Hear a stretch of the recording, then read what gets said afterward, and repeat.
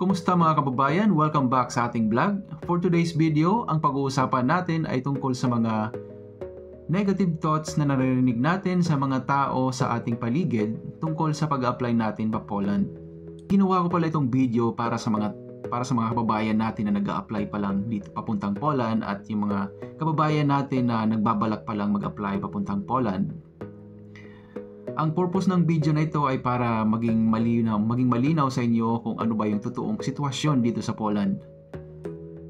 Pero bago tayo mag-umpisa sa ating pag-uusapan ay pa-subscribe naman ng ating YouTube channel at patap na rin ang bell button para lagi kayong updated sa mga susunod pang video.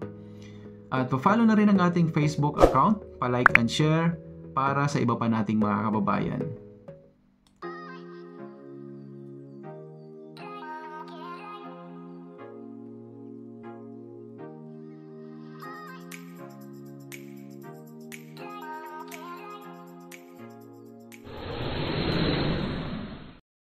Ano ba yung mga kadalasan na naririnig nating mga negative thoughts na yan?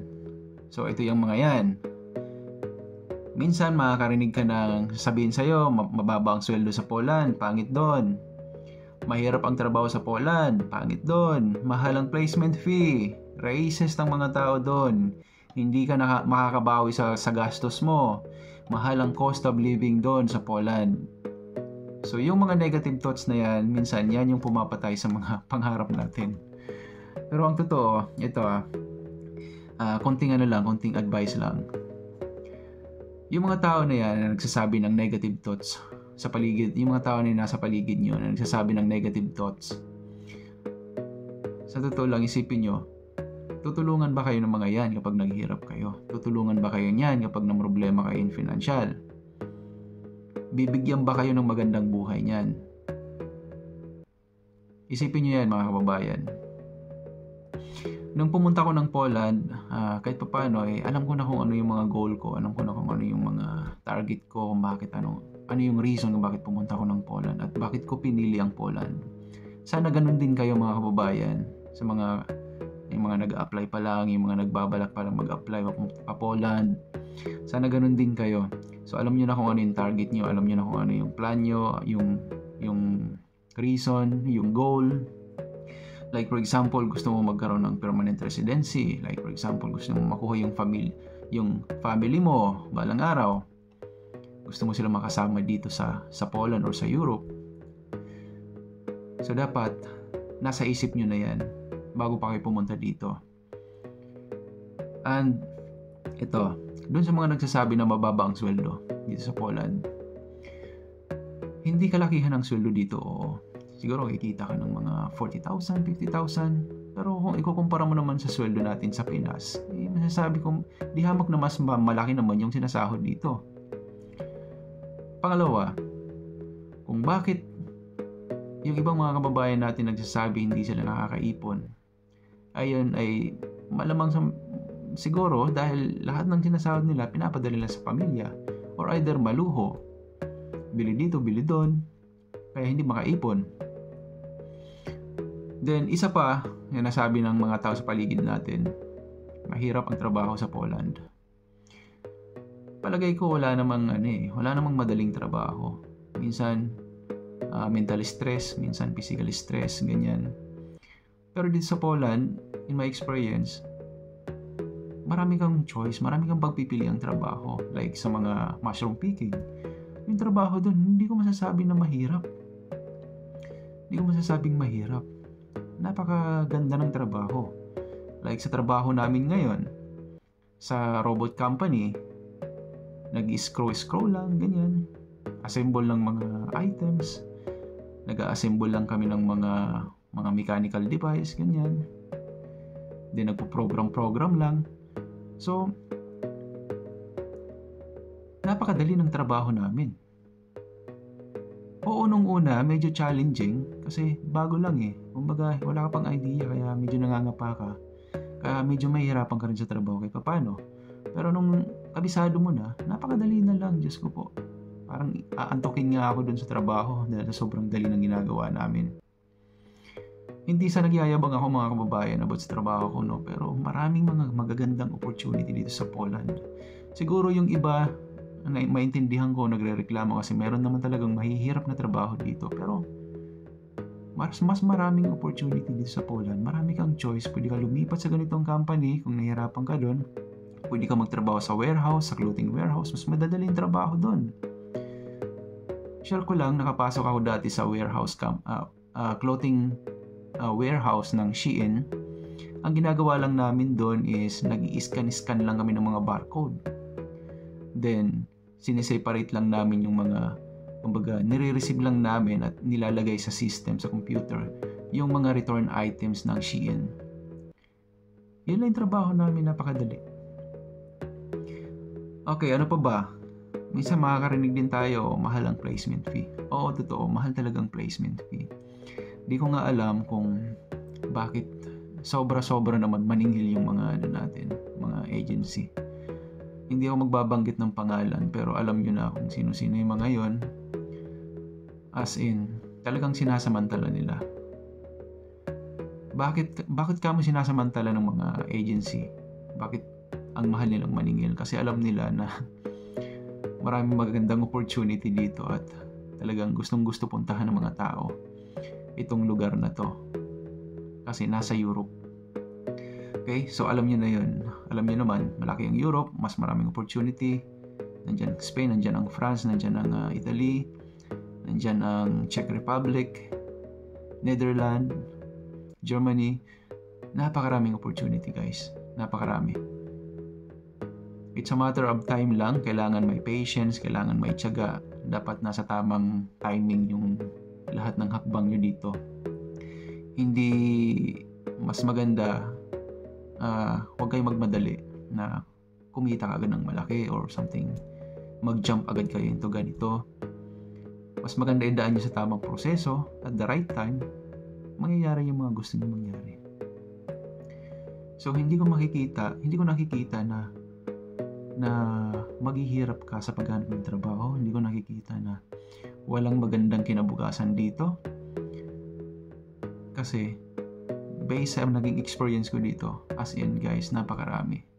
But it's a matter of time na kailangan may patience kayo at saka ilagay nyo sa tamang timing. Huwag agad-agad, huwag magmadali. Ano pa ba? Racist? Hindi ko nakikitaan ang pagiging racist ng mga tao dito sa Poland. In fact, napakababait nila. Approachable. Yung tipong araw-araw, kahit hindi naman kayo close, i-greet ka nila. Hello, hi, how are you? Kapag nagkasakit ka, o kumustahin ka pa. O, kumusta na? Ano na? Okay ka na ba? Ito. Lalo na sa trabaho namin, kung bakit nagtagal kami dyan. Kasi napakababait ng mga trabaho namin, yung mga amo namin ang babait. Pag nagkasakit ka, sasabihan ka pa na, huwag ka munang pumasok kung hindi pa kaya, okay lang naman, no? Huwag ka mag-alala. Mas mahalaga ang health mo kaysa sa trabaho. Diba? So yung ganyang klaseng work environment, talagang magkakaroon ka ng kapanatagan ng loob. Ano pa ba? Yung hindi nakakabawi sa mga gastos daw, yung ganun. Umuwi ng Pinas, kasi nga nagmadali. Nag-jump agad sa ganito, then na-expired yung visa, and then hindi na nakapag-apply ng TRC. Yung iba naman, maluho, gastos dito, gastos doon. Maraming mga gustong bilhin sa buhay, kung ano-ano, instead na mag-ipon. Kaya, yun, ang ending, nasayang yung kanilang inumpisahan. Kaya ako nga sinabi sa inyo kanina sa umpisa na dapat bago kayo pumunta ng Poland, bago kayo pumunta dito sa Europe, alam nyo na kung ano yung goal nyo, alam nyo na kung anong reason kung bakit kayo pumunta dito. Ano pa? Cost of living. Cost of living dito, guys, maniwala kayo sa hindi, makakabili kayo ng bigas sa halagang wala pang 20 pesos. Nasa 1.4 zloty ata, and then pag kinonvert nyo yan into Philippine money sa 14 peso per 1 zloty na exchange rate, hindi siya abot ng 20, mga 19, almost 20 pala, sorry, 19 point something, almost 20 pesos lang ang isang kilo. Hindi lang about sa bigas yung pinag-uusapan natin, syempre, kundi yung iba pang mga bilihin dito. O may mga bagay na mahal, like mga gadget, ganyan. Pero yung mga basic needs natin, yung about sa pagkain, ganyan, guys, mas mapapamura pa nga kayo dito kaysa sa presyo ng mga binibili, kaysa sa presyo sa Pilipinas. Kasi kapag dito yung mga supermarket, every week nagkakaroon sila ng sale. Nagsisale sila. At yun nga, minsan mabibili mo na lang yung 1 kilo ng bigas ng halagang almost 20 pesos. Then yung mga gulay, ganun din, yung mga karne, manok, baboy, yan, mabibili mo na lang yan sa mas mababang halaga. Like, yung 1 kilo ng manok, mabibili mo na lang ng 7 zloty, ganyan, 8 zloty. Which is, pag kinonvert mo yan into Philippine money, so minsan, yung 7 zloty, like, siguro nasa mga around 120 or 130 per yung katumbas nun. 1 kilo ng manok, minsan mas mura pa dito. 1 kilo ng gulay, mas mura pa dito kaysa sa presyo ng mga bilihin sa Pinas. Yung kilo ng sibuyas, napakamura. Magkano ba yung kilo ng sibuyas ngayon sa Pilipinas? Mahal, di ba? Pero dito, makakabili ka ng 1 kilo sa halagang around 3 zloty. 3 zloty, 1 kilo ng sibuyas. Magkano lang yun sa peso? Siguro nasa mga 40, ganyan. Hindi, mga 40 plus pesos. 1 kilo na yun. So, kung masasabi ko sa cost of living, hindi siya mahal. May mga bagay lang na tulad ng syempre renta sa bahay kapag nasa city kayo. Pero kung may mga kasama ka naman, may mga kasama ka dito, pwede kayo magrenta ng bahay, mas makakamura kayo. Then, again, nakadepende pa rin sa inyo yan kung paano kayo magdala ng inyong mga budget, kung paano kayo mag-budget. So, ang masasabi ko lang, yung mga negative thoughts na naririnig natin sa ating paligid ay huwag kayo basta-basta nagpapaniwala. Kasi unang-una, yung mga taong laging negative thoughts yung nasa bibig, yung mga bukang bibig, ay hindi naman kayo matutulungan kapag kayo ay naghirap or nangailangan. At yung mga tao na yan, hindi naman kayo bibigyan ng magandang idea para umangat sa buhay. Hindi naman kayo bibigyan ng magagandang opportunity kapag naniwala kayo sa kanya.